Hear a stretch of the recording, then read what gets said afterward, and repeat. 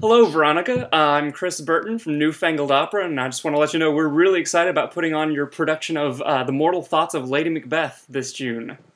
I'm really looking forward to it. Yeah. Wanted to get some questions for you. If you could tell us a little bit about what The Mortal Thoughts of Lady Macbeth is about. Tell us a little bit about what's going to happen. Well, the opera is a chamber opera, and it essentially tells the story of Macbeth from the point of view of Lady M and the three witches, who in the actual play never encounter each other. But in the opera, the witches act as sort of the puppet masters to Lady Macbeth. And through the narrative of the opera, the whole story is told of the prophecy of Macbeth becoming the Thane, being the Thane of Cawdor, and then becoming finally the king, up until the point where Lady Macbeth kills herself. So it's a small little chunk of the actual play, and in it the witches act again, as I said, as puppet masters, and they give commentary, and in the end they're the ones that sort of facilitate Lady Macbeth killing herself.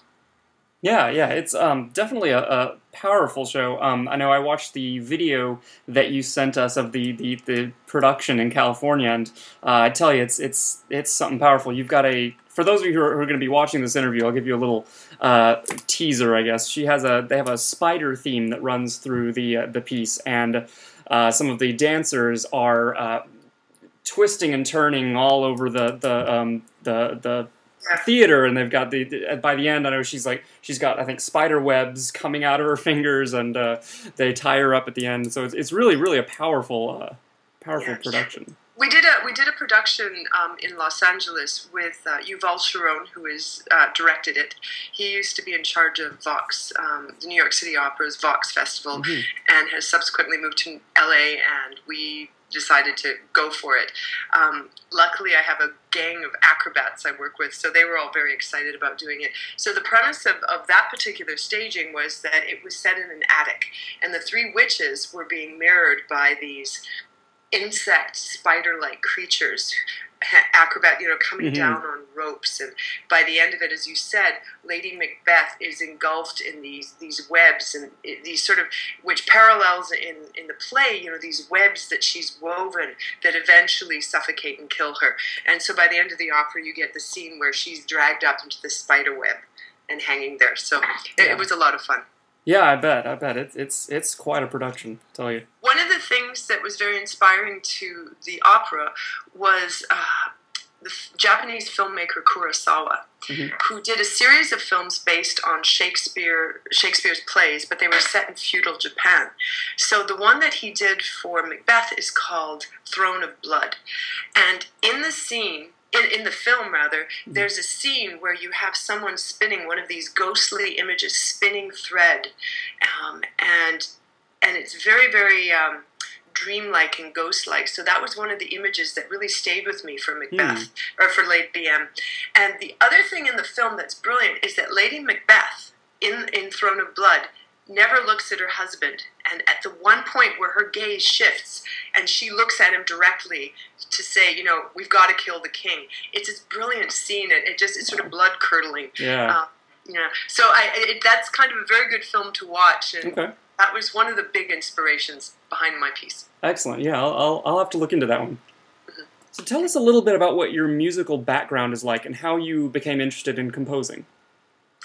I started playing piano when I was 7, and my father would improvise at the piano, so I think that was my main inspiration in trying to sort of do what he did, and I would write things down rather than improvise so much, and slowly I kept going with music. At one point, decided that I finished high school and thought I should do something practical, and I went into business, and I did a marketing degree, which was sort of odd since my parents wanted me to go into music at that point, and slowly realized that music actually was my passion, and then went back and did my degrees, and I studied in Toronto and in Montreal, which were both great schools, at McGill and Montreal, and ended up in Los Angeles at the University of Southern California at the Thornton School of Music, and did my doctorate there. And now I am on faculty there teaching.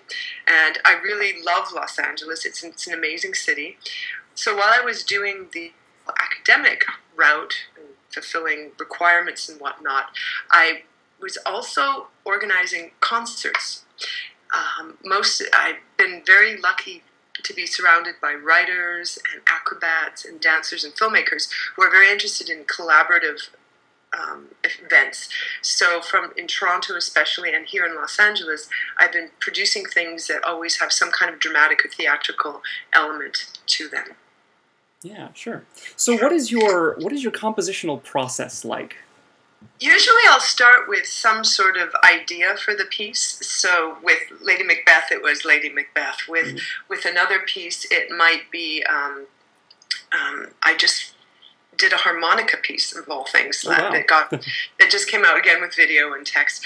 It's in this harmonica piece, I had the idea of a cadence that was the same every time. So the phrase would start almost the same, but every time the phrase would end, you would have exactly the same cadence. And this came from listening to a duo doing some really crazy Macedonian or Serbian folk songs one night. So, inspiration comes from different places. Then typically what I'll do is I'll start with sort of a larger structural idea of how I want things to go, sort of the framework, and I'll work in from there.